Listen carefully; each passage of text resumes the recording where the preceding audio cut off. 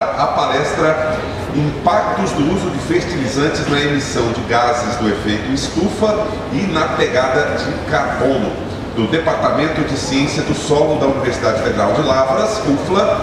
Convido aqui o professor Dr. Douglas Ramos Guelfi Silva. Seja bem-vindo, boa tarde, recebe também o nosso carinho. Seja bem-vindo, professor. Salva de palmas aí para...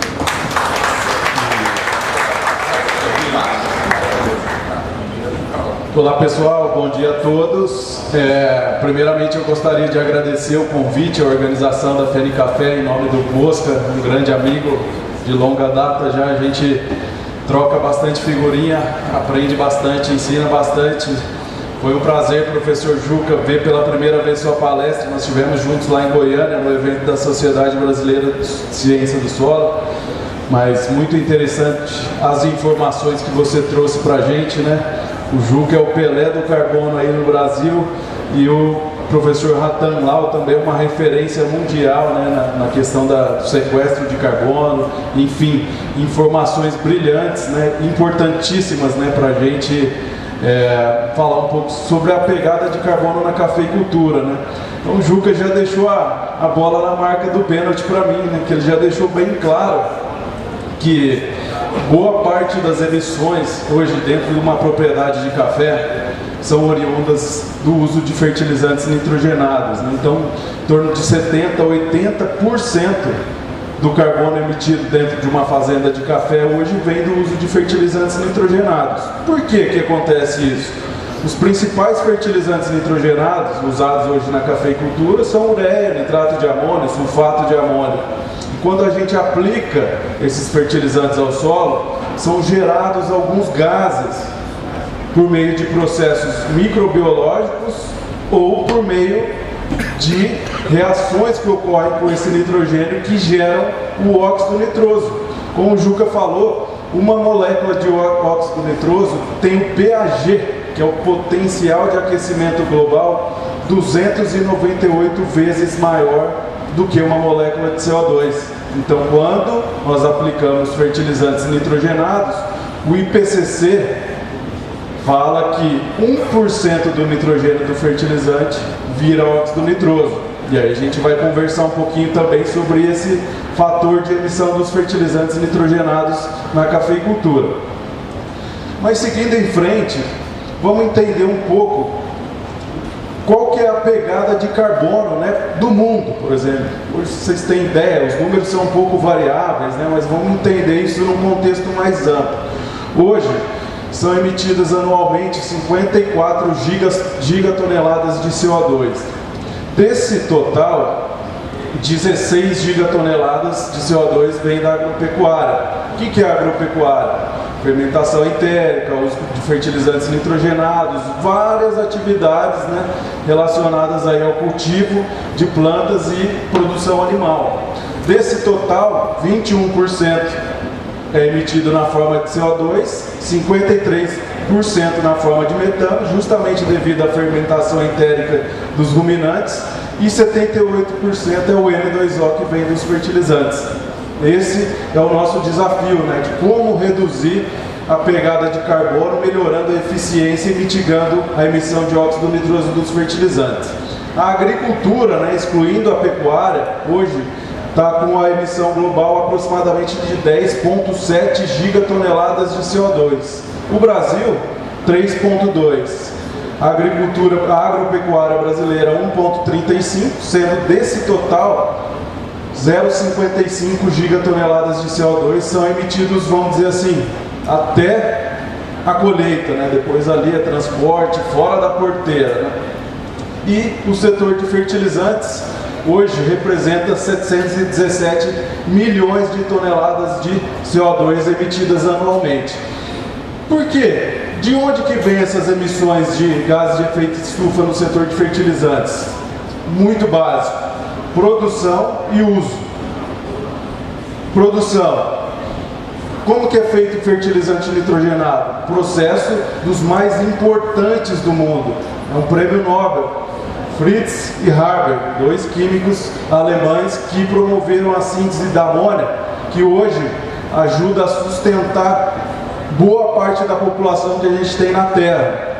E esse processo, ele ocorre em condições de alta pressão e temperatura. E para ter alta pressão e temperatura, a gente precisa do quê? Energia. E energia é um dos principais fatores que aumentam a pegada de carbono dos fertilizantes na produção. Já no uso, é a emissão de óxido nitroso. Enfim, distribuindo, a gente tem que, em média, 38,8% das emissões relacionadas ao uso de fertilizantes vem do processo de produção, 58,6% no campo e o transporte 2,5% das emissões de gases de efeito estufa do setor de fertilizantes. Vamos entender isso um pouco mais a fundo agora, né? Existem as emissões do escopo 1, 2 e 3. Basicamente, o que é escopo 1 e 2? São as emissões relacionadas à produção do fertilizante. O que são as emissões do escopo 3? Basicamente, o uso. Lá dentro de uma fazenda de café, quando eu aplico ureia, se fizer uma adubação hoje com 300 kg de nitrogênio por hectare ano, 3.435 toneladas de CO2 por hectare vão ser emitidas devido ao uso do fertilizante. Os números nos mostram isso, quando o fertilizante é ureia. Mas existe uma diferenciação entre o tipo de fertilizante, se é ureia, se é nitrato de amônio, se é sulfato de amônio, se tem algum tipo de tecnologia também no uso desses fertilizantes. Mas basicamente aqui embaixo temos algumas referências, né, do consumo de energia, que é o principal fator relacionado à emissão de gases de efeito estufa na produção dos fertilizantes, né? Quanto mais energia se gasta para produzir 1 kg de ureia, 10 kg de ureia, 1 kg de nitrato ou 10 kg de nitrato dentro da fábrica, maior a pegada de carbono do fertilizante no processo de produção. Então vamos entender agora um pouco esses números de forma mais detalhada. Então aqui a gente tem a pegada de carbono da maioria dos fertilizantes utilizados no mundo. Nitrato de amônio, nitrato de cálcio, ureia, sulfato de amônio, DAP. Primeira coisa que chama a atenção: fertilizante potássio e fosfatado, pegada de carbono zero. Não temos problema, muito baixa comparada aos fertilizantes nitrogenados. O principal problema relacionado à emissão de gases de efeito estufa na agricultura, na cafeicultura, está relacionado ao uso dos fertilizantes nitrogenados. O sulfato super triplo e o KCl aqui embaixo tem uma pegada de carbono muito baixa comparada aos fertilizantes nitrogenados. Vamos pegar as duas referências aí para nós na cafeicultura, o nitrato de amônio e a ureia. Qual que é a pegada de carbono do nitrato de amônio? Somando a produção, está em azul ali, e o uso, né? Devido à hidrólise da ureia, as emissões diretas de N2O, indiretas via volatilização, indiretas via lixiviação e o CO2 gerado devido à calagem. Por quê? Para cada quilo de fertilizante nitrogenado que eu aplico, é gerada a acidez que tem que ser neutralizada pela calagem. E o calcário, 44% do carbonato vira CO2. Então tudo isso é contabilizado nos inventários dos cálculos de pegada de carbono de fertilizantes. Então, resumidamente, a gente tem ali 3,06 kg de CO2 por quilo de nitrato de amônio é a emissão. Então, se eu uso 1.000 quilos, eu tenho esse fator e consigo calcular a pegada de carbono. E a gente também pode calcular por quilo de nutriente aplicado. No caso, para cada quilo de nitrogênio aplicado, são emitidos 9,14 quilos de CO2 quando o fertilizante é o nitrato de amônio. Se o uso é da ureia, o que acontece? O nitrato de amônio tem uma emissão maior no processo de produção. Por quê? Para fazer ácido nítrico, antigamente, para cada quilo de ácido nítrico produzido, eram emitidos de 6 a 9 quilos de N2O no processo de produção. Então, com catalisadores, tecnologias dentro das fábricas, isso hoje foi bastante reduzido. Mas ele ainda tem uma emissão maior dentro do processo de produção ali do que a ureia. Mas quando é contabilizado o uso, a emissão do nitrato de amônio é menor do que a ureia. Ou seja, nitrato de amônio a gente tem uma emissão de 3,06 kg de CO2 por quilo de produto, enquanto para a ureia a gente tem uma emissão de 5,15 kg de CO2 por quilo de ureia. Basicamente esses são os números principais. E interessante esse número, boa parte das emissões de gases de efeito estufa relacionadas aos fertilizantes não vem da produção. Ele vem o quê? Pelo menos 55% dessas emissões estão relacionadas ao uso do fertilizante, à aplicação, ao processos que acontecem lá no campo, no dia a dia, que a gente vai detalhar logo à frente. Então, só fazendo um screening, colocando uma lupa nesses números, né? Vamos comparar os dois aí, os principais usados no Brasil. Qual que seria a emissão de CO2 do nitrato de amônio no processo de produção? 1,18 kg de CO2 por quilo de nitrato de amônio. E a ureia 0,91. Então gasta-se menos, emite-se menos dentro da fábrica quando a produção é ureia. Quais são os outros processos? Lá no campo, quando você faz a síntese da amônia, você vai ter o NH3. E para fazer ureia a gente precisa reagir esse NH3 com CO2. E para cada tonelada de ureia que eu tenho, nós vamos ter 733 kg de CO2. E esse CO2, quando eu aplicar a ureia, ele vai para a atmosfera. Então, esse processo é contabilizado, no caso da ureia, como 730 kg de CO2. O nitrato de amônio não tem carbono, então ele não vai ter emissão devido ao processo de hidrólise. Outro número importante que compõe, né, a pegada de carbono do nitrato de amônio e da ureia é a emissão devido à nitrificação e desnitrificação, já introduzindo essas reações que formam N2O no solo. Basicamente, 1% do nitrogênio aplicado vira N2O. Aqui a gente tem o número da emissão de CO2 devido à nitrificação. Para a ureia, 2,37 kg de CO2, para o nitrato, 1,26. As emissões são menores. Fala-se também que para cada unidade de nitrogênio volatilizado, uma parte desse NH3 que vai para a atmosfera na forma de amônio vira óxido nitroso. 1% da amônia que vai para a atmosfera na perda de volatilização vira óxido nitroso. Então, por isso, esse fator também compõe a pegada de carbono da ureia e do nitrato. Outro número importante, 75% do nitrogênio lixiviado na perda vira N2O. Ou seja, se eu perco 15 kg de nitrogênio por lixiviação, 75% desses 15 kg vira N2O e entra para a pegada de carbono. Depois, a gente tem o nitrogênio gerando acidez, como eu já expliquei para vocês, e aí eu vou precisar do calcário para neutralizar essa acidez que vai gerar uma emissão de CO2. E no final, nós temos a pegada de carbono. Como eu já mostrei para vocês, ureia 5,15 kg de CO2 por quilo de produto. E o nitrato 3,06. Seguindo em frente, olha aqui que interessante, né? Aqui a gente tem a pegada de carbono do nitrato de amônio em diferentes regiões do mundo. Entrando um pouco mais a fundo, né? Aquilo ali que eu mostrei era uma média. Mas por que a gente tem uma emissão maior lá na China e uma menor aqui, por exemplo, na União Europeia? Existe uma série de regulamentações e evolução no processo de produção de nitrato de amônio para reduzir a emissão de óxido nitroso na síntese do ácido nítrico, como uso de catalisador em fábrica, uma série de ações que são feitas em alguns países da Europa que levam à redução da pegada de carbono. Então a gente vai falar um pouquinho de quais as estratégias que eu tenho hoje para reduzir a pegada de carbono dentro da indústria e fora da indústria devido ao uso. Já já nós vamos chegar nesse ponto. Vamos em frente.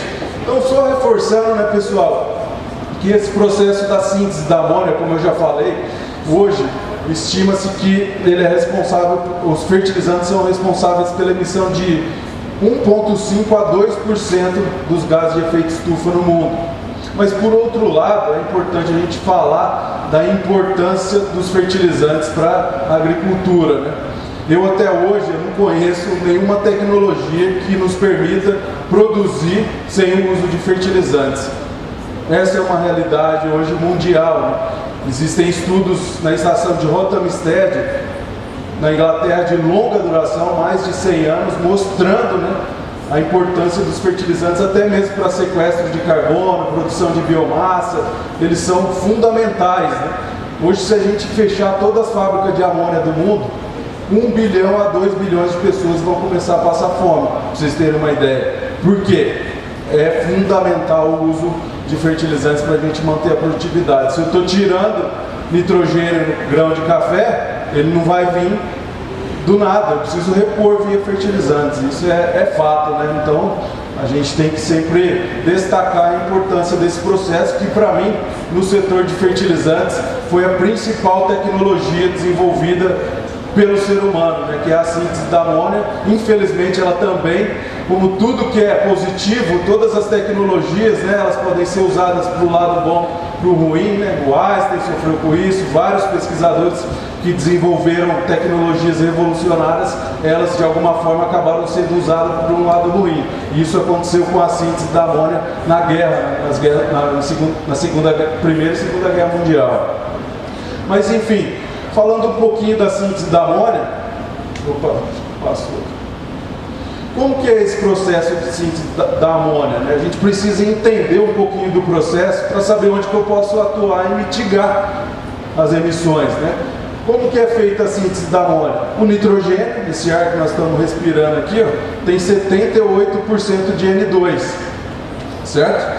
Em condições de alta pressão e temperatura, ele reage com o hidrogênio do metano. Pode ser do metano, gás natural, pode ser do carvão na China, por exemplo. Ele pode ser do quê? Da eletrólise da água, ele pode ser da energia eólica renovável. Então, a fonte de energia desse contexto todo aí, ela é muito importante. Então, como que é feita a síntese da amônia? Parece que é fácil, né? Vamos pegar nitrogênio do ar, hidrogênio do metano e fazer a síntese da amônia. Mas essa é uma fábrica, uma parte de uma fábrica onde ocorre a síntese da amônia na Espanha, numa cidade chamada de Almagro. É um processo extremamente complexo e com alto gasto energético. Então, vai pegar nitrogênio do ar com o hidrogênio do metano e vai fazer a amônia. Se eu pegar o CO2, que é um resíduo do processo da síntese de nitrogênio, e reagir com a amônia, eu tenho a ureia. Se eu pegar a amônia e reagir com ácido nítrico, eu tenho nitrato de amônia. Se eu pegar a amônia e reagir com ácido sulfúrico, eu tenho sulfato de amônia, que são os 3 principais fertilizantes nitrogenados da matriz mundial. Por que eu estou mostrando isso aqui para vocês? Como que eu posso atuar aqui para reduzir a pegada de carbono dos fertilizantes no uso? Trocando a fonte de energia, trocando a origem do hidrogênio. É isso aqui que eu vou falar agora. Existe uma classificação, né, em função da cor da amônia, de como ela foi produzida. Hoje, grande parte da amônia que a gente usa no mundo é amônia cinza ou marrom, que usa o quê? O gás natural, o carvão, como fonte de metano para sintetizar a amônia. Mas existem tecnologias em desenvolvimento para substituir o carvão e as fontes de energia, como a amônia verde. No caso, o que seria a amônia verde? No caso, a substituição do hidrogênio do gás natural por o da eletrólise da água, por exemplo, ou por um biometano. Isso é uma amônia verde, uma amônia renovável.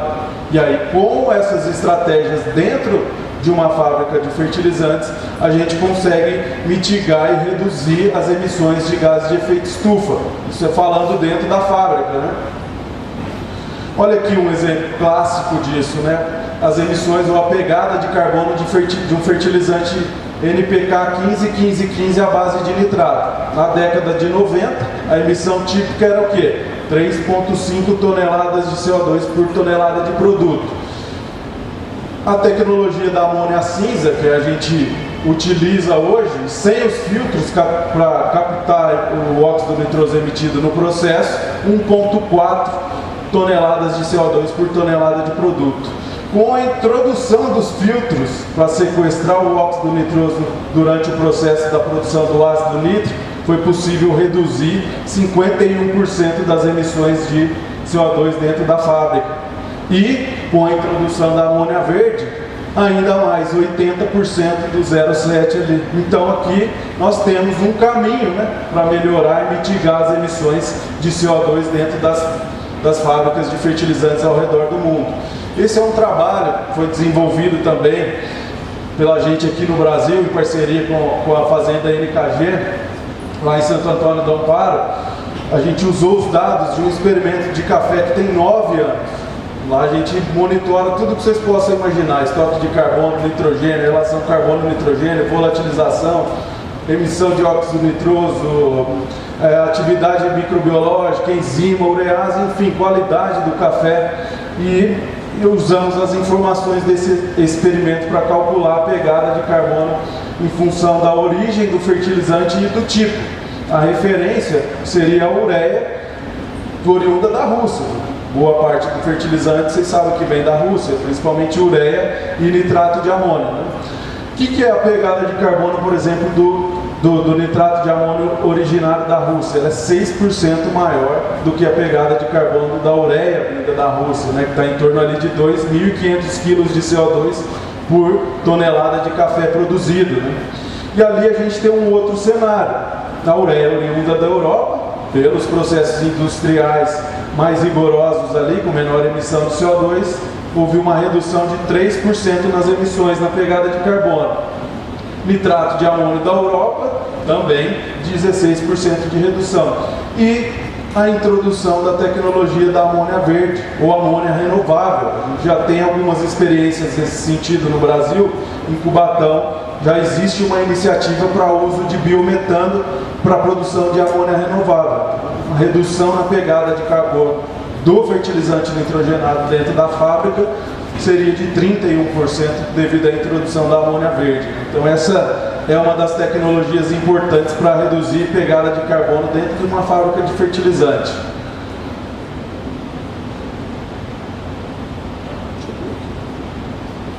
Vamos entender agora, sair da fábrica.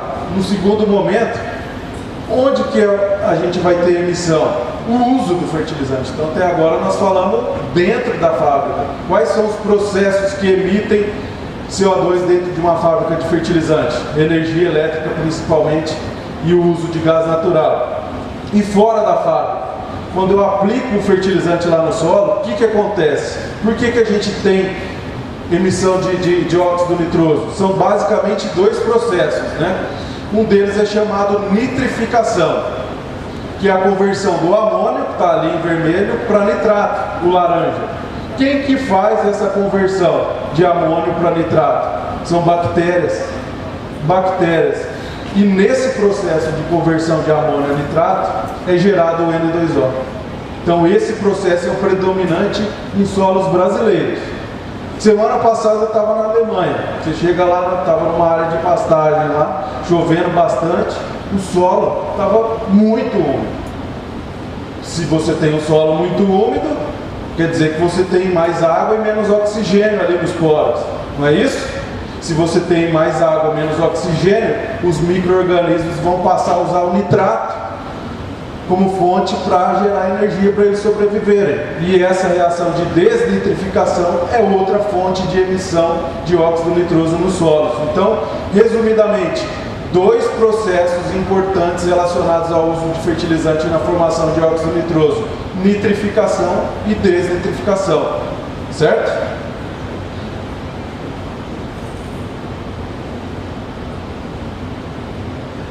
Aqui a gente tem um detalhamento um pouco maior desses processos e onde a gente pode atuar para mitigar, né?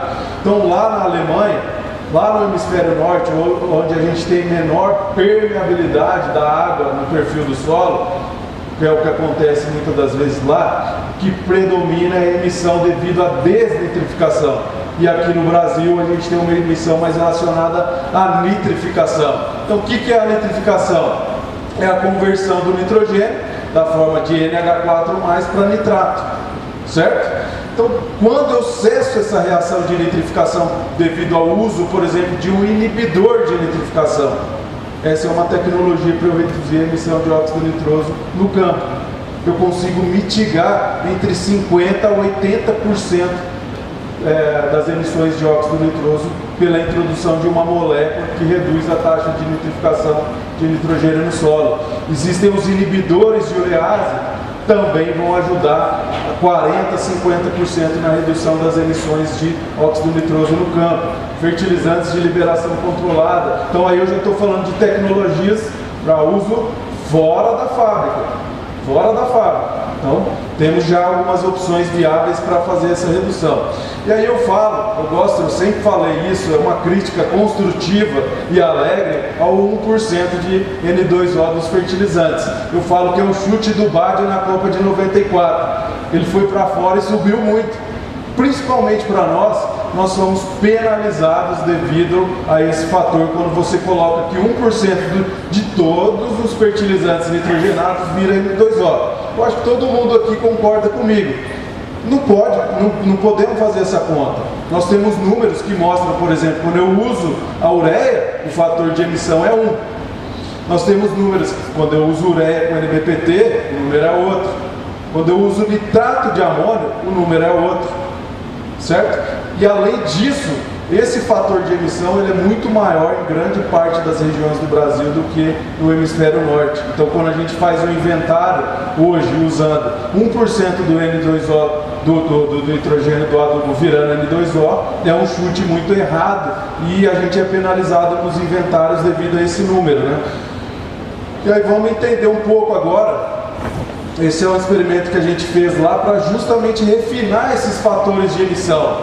A pergunta é, será que realmente 1% do nitrogênio dos fertilizantes numa condição, numa lavoura de café, viram N2O? Essa é a pergunta que nós vamos responder para os próximos slides aqui.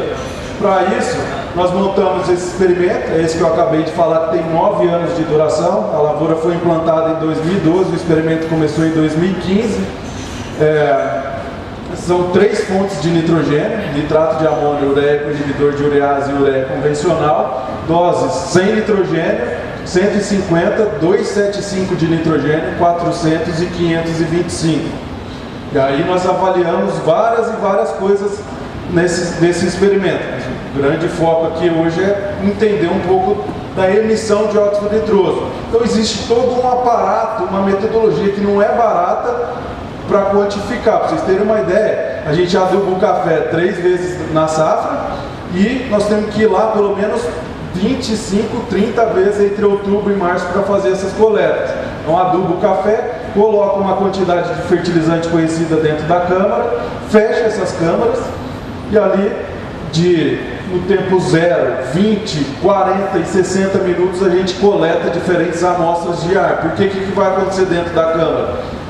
O N2O está sendo formado, e aí a gente quantifica e vê o fluxo de óxido nitroso lá dentro. Leva para o laboratório e quantifica as concentrações de óxido nitroso nas amostras. E aqui, perdão. Estou apanhando isso aqui. Eu acho que ele está acabando a bateria. Agora voltou. Mas enfim, aqui é um detalhe, né, de como é feita essa coleta. Tem 4 seringas, coleta uma amostra de ar no tempo 0, uma no 20, 40 e 60. Faço uma regressão para entender como está o fluxo de N2O para cada fertilizante na dose de 400 kg por hectare. E aqui a gente tem os resultados. Lá no final, a média é o fator de emissão que a gente tem no Brasil. 0,26% do N aplicado virou N2O no caso da ureia. 0,13 virou N2O no caso da ureia com NBPT e 0,06 virou N2O no caso do nitrato de amônio. Ou seja, de 400 kg de nitrogênio por hectare ano que foram aplicados, 1 kg virou N2O no caso da ureia. 520 gramas virou N2O no caso da ureia com NBPT e 226. Ou seja, nós estamos sendo penalizados. O fator de emissão no Brasil é menor do que 1%. E aí, como que você vai manejar isso? Eu falo assim, eu vou usar algum tipo de tecnologia no meu fertilizante que reduza a emissão de óxido nitroso. Mas quando você vê o inventário, é igual para todo mundo, 1%. Então, é um problema que existe, né? quando a gente fala na mitigação de gases de efeito estufa relacionado ao uso de fertilizantes. Aqui a gente vê claramente duas opções de soluções para a mitigação de emissão de óxido nitroso: ureia com NBPT e nitrato de amônio. 78% de redução e 50% em comparação à ureia convencional. Esse é o resultado do primeiro ano, né, que a gente fez as avaliações de óxido nitroso. Do segundo ano, então aqui a gente consegue ver as emissões de óxido nitroso no segundo ano. Todas elas foram menores comparada ao primeiro ano. Então isso pode acontecer, porque são diversos fatores de solo e de clima que vão compor a emissão de óxido nitroso ano a ano. Então ela é variável em função do tempo, da região, tipo de solo, relação carbono-nitrogênio, umidade, choveu mais no ano, menos. Então é muito difícil predizer o número mais exato relacionado às emissões de óxido nitroso nas áreas de café. Mas é fato, nós temos números muito menores e opções também para reduzir as emissões de óxido nitroso. O Juca já falou muito bem sobre a questão dos estoques de carbono, né? Então, nesse projeto, nesse experimento, nós estamos medindo também, a cada 2 anos, os estoques de carbono e nitrogênio. Esse foi um dos grandes aprendizados para a gente, principalmente quando se fala em estoques de nitrogênio no solo, numa área de café. A gente tem quantidades importantíssimas de nitrogênio estocados na forma orgânica até 1 metro de profundidade. Chega a 10, 12 toneladas de nitrogênio, e ali a gente tem entre 120 a 160 toneladas de carbono, uma relação entre 10 a 9, 8 para 1 ali entre carbono e nitrogênio, né? Então eu falo assim, hoje eu estou mais assertivo ainda na minha fala, porque esse é o maior serviço ambiental que a gente pode prestar, né? 120 a 160 toneladas de carbono. E as áreas de café, a gente sabe que elas não são de 5, 10 anos.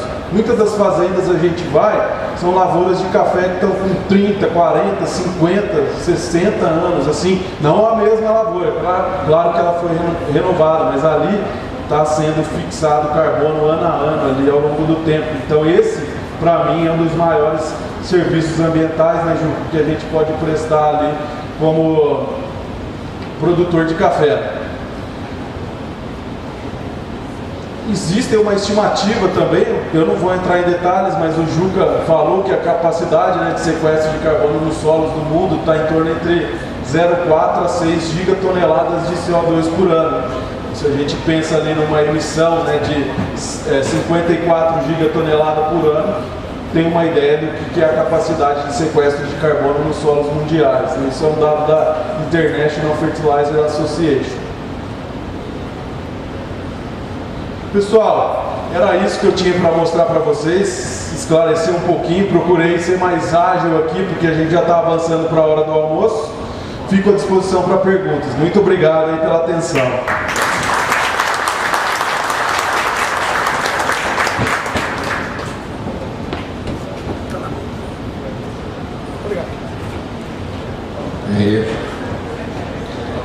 Carbono que não acaba mais.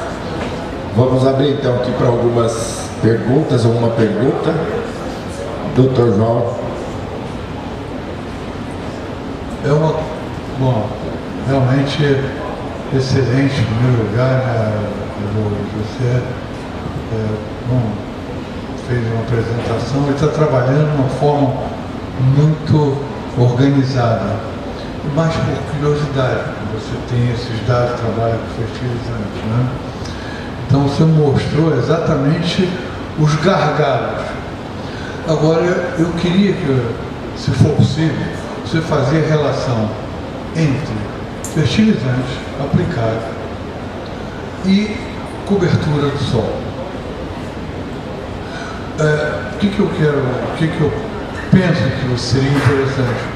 Primeiro, podemos aumentar a eficiência? Segundo, quanto que podemos preservar? Terceiro, quanto que a cobertura do solo pode, com o passar do tempo, chegar na área dos alécios, 80% do fertilizante aplicado não foi substituído pelos processos. Você que é da área de fertilizante, ajuda a interpretar isso. Esse é o desafio, né, Juca? Dando um spoiler já da palestra lá na Bahia, vai ser justamente essa interface, né, entre as plantas de cobertura e a melhoria da eficiência no uso de fertilizantes, né? Basicamente, esse é um caminho importante que vem sendo usado para melhorar a eficiência dos fertilizantes. A gente trabalhar com a imobilização líquida de nitrogênio e micro-organismos, né? E aí eu acho que as plantas de cobertura, o sistema de cultivo, eles trazem uma estabilidade, uma melhoria de eficiência justamente por causa desses dois pilares, né? A quantidade de carbono que é incorporada no sistema, na planta que você usa, como que é o sistema de cultivo, e você falou muito bem no final da sua palestra, para construir a cerca, a gente precisa do nitrogênio e manter ele, deixar de perder, mantendo ele imobilizado na matéria orgânica e não transformar ele em óxido nitroso, amônia, enfim. E um outro caminho relacionado ao carbono e às plantas, sucessão de culturas, para mim passa pela atividade dos micro-organismos, também imobilizando esse nitrogênio e liberando para a planta. Acho que seriam esses dois caminhos assim, nesse contexto, que podem levar a uma melhor eficiência no uso de fertilizantes. Não sei se você tem mais algum assim em mente.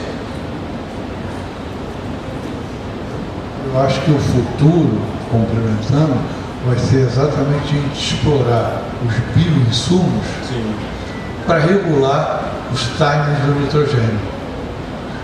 Quer dizer, é como se você fizesse aquela história, a mão que bate, a mão que afaga, sabe? Ou seja, você estimula ciclagem, mas você ao mesmo tempo estimula imobilização. Então, quer dizer, você libera e retém. E isso, se você não revolve, se você mantém, você cria um processo de continuidade. E é esse o lance, né, que eu vejo como a maior interface, além da tecnologia dos fertilizantes, de quimicamente você reduzir. Mas é isso, Juca, no sistema a gente consegue trabalhar essa questão da maior retenção de nitrogênio junto com o carbono no solo, com rotação, enfim. E na tecnologia para fertilizantes já existem algumas iniciativas, estão sempre muito mais na escala da pesquisa ainda. Eu já tenho alguns projetos nesse sentido, de trabalhar também com micro-organismos para imobilização, mineralização, porque a gente pensa na imobilização, mas a mineralização num sistema como esse do café também, o estímulo a liberar esse nitrogênio orgânico pode ser um fator importante também para ajudar a melhorar a eficiência do uso de nitrogênio no sistema, né? E é interessante, né? O café é um dos sistemas mais importantes, mais interessantes para fixação de carbono, né? Eu vejo muito isso, porque em muitas das situações existe o cultivo de braquiária na entrelinha, aquela roçada ecológica, mas existe uma ciclagem muito grande de material vegetal ano a ano na área de café, né? Alguns trabalhos até tentaram medir isso, né? Em algumas regiões do Brasil. Então, naturalmente, uma lavoura de café ela tem uma ciclagem muito grande de carbono comparada a uma área de soja, de milho, enfim. É um benefício que a gente tem ao nosso favor, essa questão da ciclagem, né, de carbono da biomassa numa área de café. Eu vou fazer uma pergunta, temos 5 minutinhos aqui. Ficou claro na sua apresentação para a gente, professor, a importância do fertilizante para a produção de alimento. Sim. Fácil. E a importância da gente mitigar um sistema para a gente conservar ou a gente ter um balanço positivo de carbono. Suponha que a gente desista disso. O que acontece? Vou falar de café, eu não posso falar de soja, de milho. Lá no café, a gente volta àquele sistema de arruar café. Não sei se você lembra disso. O que aconteceria com a cultura do café ou até mesmo com outras culturas? Porque essa é uma pergunta que às vezes os clientes fazem, né? Fala, tá bom, eu não vou fazer isso, o que eu vou perder? O Denilson mostrou pra gente que a gente mexendo no nosso sistema, né, lá com a Evanet, a gente tem isso também, que a gente pode melhorar a produtividade. E se eu desistir disso, o que vai acontecer? Se eu se eu deixar de usar o fertilizante, eu deixo de alimentar 1 bilhão de pessoas. E se eu não fizer nada? Não, primeira coisa, um monte de gente vai parar de tomar café no mundo. Mas assim, eu vejo isso como uma decisão impossível com o conhecimento atual hoje, a gente deixar de usar fertilizantes, porque nós precisamos repor os nutrientes, não só o nitrogênio, mas o fósforo, o potássio, mosca. E esse trabalho, ele tem um nível de detalhamento, eu falo. Semana passada eu fui na Alemanha dar uma palestra sobre esse projeto para o pessoal, um nível muito maior de detalhamento, mais informações, mas o grande número que mostra ali, responde ao que você está falando, em 9 anos, a média de produtividade dos tratamentos adubados estava acima de 50 sacos por hectare, sem adubar 25. Você teve 50% de perda de produção. Em 9 anos. Eu não estou falando hoje, amanhã, é uma safra, 2. Esse projeto tem 9 anos. A gente analisou esses dados a fundo. E é isso que acontece. Você perde 50% da sua produção por deixar de aplicar nitrogênio. Se a gente partir por fósforo, potássio, ou não adubar, você vai ter uma ideia do que vai acontecer. No primeiro ano, depauperar a lavoura, produtividade caindo, e é impossível a gente manter a sustentabilidade, porque ela passa não só por sequestro de carbono, deixar de perder, mas por produzir mais. Eu também estou mitigando a emissão de gases de efeito estufa. Se eu produzo mais por unidade área, essa é uma das estratégias também para a gente conseguir mitigar emissões de gases de efeito estufa. Então, assim, resumidamente é isso. É impossível produzir sem fertilizantes. A gente já sabe disso há muito tempo. A gente sabe da importância dos fertilizantes. Hoje a gente estuda eles mais para manejar eles de forma mais eficiente, mas a importância deles para manutenção da produtividade no mundo das culturas, não só de produção de grãos, cereais, café, mas também de proteína animal, né? Que a proteína é puro nitrogênio e a gente precisa deles para manter a nossa sustentabilidade, né? Não só na cafeicultura, mas na agricultura de forma geral. E o que é legal, gente, o professor falar desse trabalho dele, que ontem o professor Tesoto meio que deu uma passeada pela necessidade nutricional que a gente tem por produtividade do café. E o interessante é você falar, professor, da quantidade de NPK que você está usando nesse trabalho. Porque hoje a gente às vezes aduba mais com a emoção do que com a razão, sabendo se aquilo a gente vai ter uma eficiência ou não.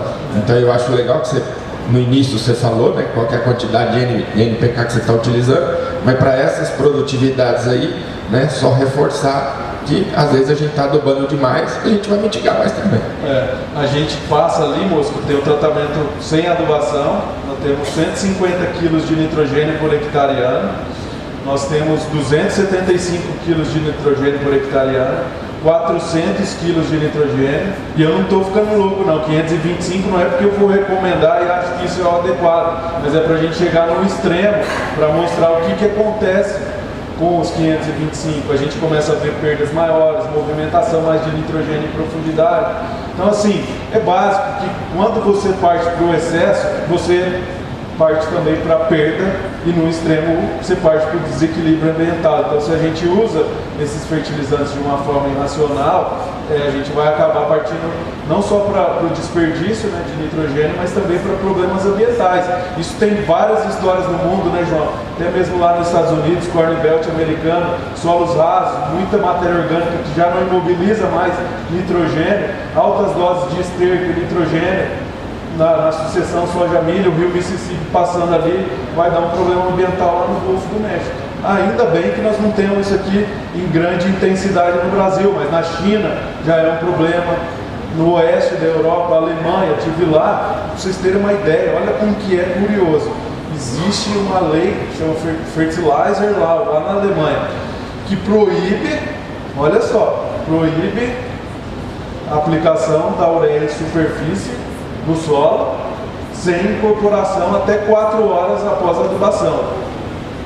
Ou você incorpora, ou você usa algum inibidor para reduzir essas perdas. Então, assim, a gente enxerga um pouco de onde pode estar indo, né, a exigência, a questão da melhoria na eficiência de uso de nitrogênio, né?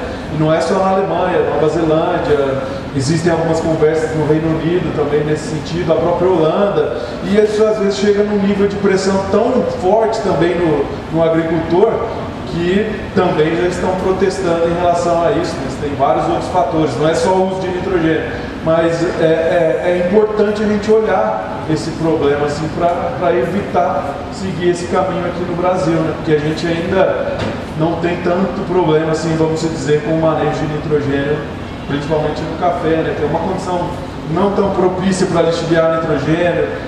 Enfim, tem uma série de fatores. E esse trabalho nos proporcionou muitas informações. A gente consegue tirar hoje uma dose média máxima por biênio para o café. Sabe que está ali entre 450 e 550 quilos de nitrogênio no biênio, considerando ano de alta, de baixa. É um número interessante que a gente tirou desses 9 anos de produtividade para balizar. Então eu não vou chegar nos 525, às vezes os 350 no ano de altas, 150 no ano de baixa, 200 no ano de baixa. A gente consegue melhorar isso, né, com certeza, e com estoque no solo. Então temos que tomar cuidado, porque tem muita gente de olho nele, viu? Preconiza-se às vezes recomendações de redução de aplicação de dose de nitrogênio de 30, 40, 50%. Por quê? Você tem um estoque enorme, sua conta no banco é 5 milhões, você gastou 100 reais, não vai mudar muito, né? Mas ao longo do tempo, se o equilíbrio vai com certeza prejudicar de alguma forma, né? A gente tem um grande estoque de nitrogênio no solo e ele é um grande tampão no fornecimento. Isso é uma informação importantíssima. Se você for no meio agronômico e falar assim, de onde que vem o nitrogênio que fez a sua folha de café crescer e seu fruto, sua planta produzir? Eu garanto que a maioria vai falar que é do adubo que você jogou naquele ano. E tem trabalhos que mostram que 70% a 80% do nitrogênio que entra numa planta de café, uma sucessão soja-milho, ela não vem do fertilizante, ela vem dessa questão que nós estamos conversando, dessa ciclagem, da mineralização. Por isso a gente pode atuar fortemente nesse contexto do sistema, né? Porque o adubo é só para repor, e a gente considera o que perde, enfim. Mas o grande reservatório de nitrogênio num solo, numa área de café, ele está na matéria orgânica e ele é super importante para nós, né? É um bem muito valioso que a gente tem ali e muita gente nem sabe, né? Se você me permite, vou contribuir só naquela primeira parte. Nós medimos o quanto que o revolvimento provoca de perdas. Uma escarificação, uma grade niveladora para incorporar semente, ou uma mistura de escarificação com arado. Eu posso dizer o seguinte: fazer o arruamento de café é uma revolução quase. Entendeu? Então o que você pega? Você escarificou um solo, pegando o estoque atual, vamos dizer que seja 1. Ele retorna, ele chega a perder 20 a 40%. Se você passa uma grade, ele chega a zerar ou ficar negativo. Se você passa o arado, ele é totalmente negativo. Quer dizer, volta ao estágio anterior do que quando você começou. Por quê? Porque aí vem os componentes do carbono, os compartimentos, os mais facilmente oxidáveis, aqueles mais estáveis, que é o lance do fluxo de carbono que se dividem em vários compartimentos, várias substâncias. Então é isso que regula. Então, esse é o ponto-chave da gente zerar o revolvimento e aumentar o impulso. Então, eu sou favorável à agricultura de alto carbono, de alto input de carbono e baixa emissão, e não baixo carbono. Entendeu? Legal. Acho que o povo está com fome, professor. Tá na hora de sequestrar carbono, né? Tem uma última pergunta aqui do nosso diretor Sérgio. É rapidinho. Você mostrou aí as opções de produção, né, desses nitrogenados. Como é que está isso hoje no mundo, né, nessas opções dessa ureia verde, dessas fontes menos poluidoras, dizendo assim, menos energia, isso está realmente sendo trabalhado para atender mesmo esse consumo, ou ainda é algo muito inicial, enfim, que não é significativo no contexto? Entendo. Você fala assim da porcentagem da produção de amônia hoje no mundo, quanto que viria nessas formas de amônia? Dessa amônia mais verde, dessa amônia menos vinda de carvão, enfim. E o quanto isso está, digamos assim, sendo trabalhado para crescer realmente, para que seja substituída essas fontes. Sim. Não, isso ainda está na escala assim, do desenvolvimento e implantação das unidades, né? Existem algumas iniciativas, né?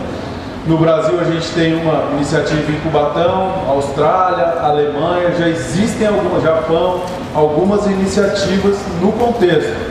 Mas hoje a proporção de amônia produzida usando amônia verde é muito pequena ainda, mas é o caminho que a indústria encontrou para seguir em frente, vamos dizer assim, é uma visão para o médio e longo prazo, converter e evitar essas emissões por meio da inserção dessas novas tecnologias pela construção de novas fábricas ou adaptação das fábricas que já estão existentes.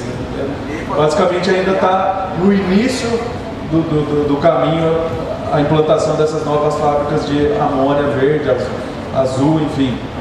Economicamente, em termos de energia, ela é viável? Então, sabe por quê? Principalmente no Brasil pode ser uma opção interessante. Vamos pensar hoje onde que o gás natural é mais barato no mundo. Sudoeste dos Estados Unidos. Depois, vamos à Europa. Nem vamos falar em China porque lá o negócio é diferenciado.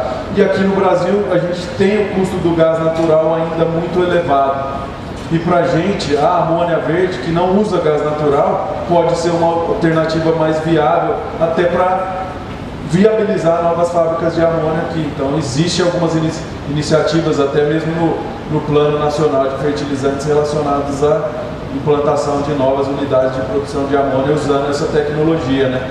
Que o suprassumo seria usar o quê? O hidrogênio da eletrólise da água. Isso ainda está muito distante assim para a gente, mas é o target em termos de evolução de tecnologia hoje dentro de uma fábrica de fertilizante nitrogenado.